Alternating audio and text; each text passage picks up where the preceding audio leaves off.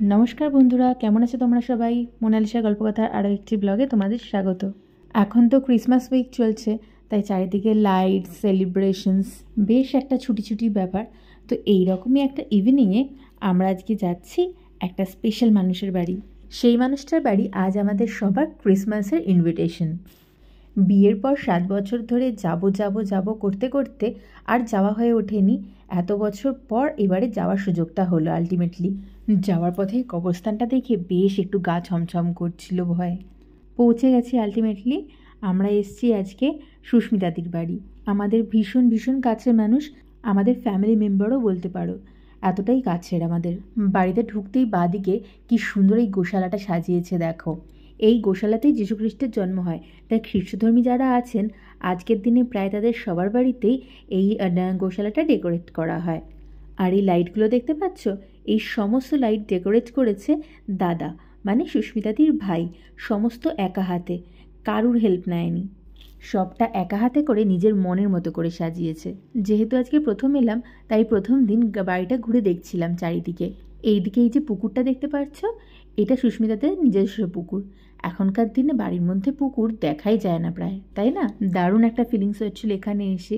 আসার সঙ্গে সঙ্গে প্রচুর খাবার দাবার করেছি, তো সমস্ত কিছু তো তোমাদেরকে ভিডিওতে আমি শেয়ার করতে পারিনি। এই সময় ওরা বেকারি থেকে অনেক অনেক কেক বানায়, তো আমাদের বাড়ির জন্য তো অনেক কেক দিয়েছিলই, প্লাস এখানে এসেও অনেকগুলো কেক খেয়েছি, যেগুলো ভীষণ ভীষণ ইয়াম্মি খেতে। এছাড়া রোজ কেক, মিষ্টি, কোল্ড ড্রিঙ্কস এগুলো তো ছিলই। বুবলাই সচরাচর কোনো নতুন জায়গায় গেলে পরে ওর ফ্রি হতে বেশ একটু সময় লাগে, কিন্তু এইখানে এসে ওর একদমই সেই সময়টা লাগেনি।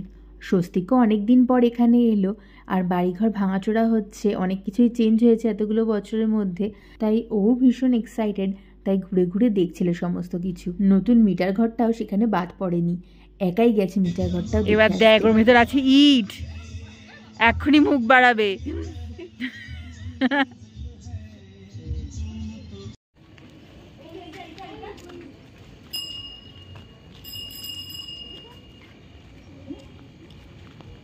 বাড়ির থেকে খুব কাছেই এখানে একটা মন্দির আছে।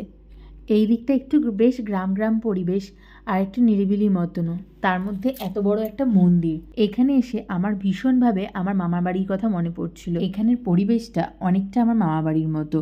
আবার এখানে মন্দির প্রাঙ্গণের একটা সাইডে ছোট করে গোশালাও তৈরি করা হয়েছিল। এখান থেকে বেশ কিছুটা ডিস্টেন্সে একটা চার্চও রয়েছে, যেখানে আমাদের আজকে যাওয়ার কথা ছিল, কিন্তু আসতে এতটা রাত হয়ে গেছে যে আর আমাদের যাওয়ার সময় ছিল না সেখানে। অগত্যা কি আর করা, একটা ঘোরা আমাদের ক্যান্সেল হলো। তবে এই জায়গাটাও ভীষণই সুন্দর। অনেকটা রাত হয়ে যাচ্ছে, তাই মন্দির থেকে ফিরেই আমরা ডিনার করতে বসে গেছিলাম, কারণ এরপর আমাদের বাড়ি ফেরার জন্য গাড়ি পাবো কিনা সেটা নিয়েও বেশ একটু টেনশন হচ্ছিল।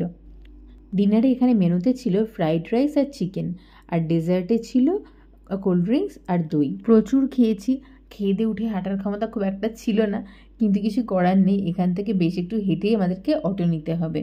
সন্ধ্যেটা ভীষণ ভালো কাটলো, আর এখন আমরা বাড়ি ফিরছি, রাত্রি প্রায় 11টা বাজে। চলো তবে ভিডিওটা আজকের মতো এখানে শেষ করছি। দেখা হচ্ছে তোমাদের সাথে আমার পরের ভিডিওতে। আমার ভিডিও তোমাদের ভালো লেগে থাকলে লাইক করে, আমার চ্যানেল নতুন হয়ে থাকলে তোমার চ্যানেলটাকে সাবস্ক্রাইব করে দিও। আজকের মতো টাটা।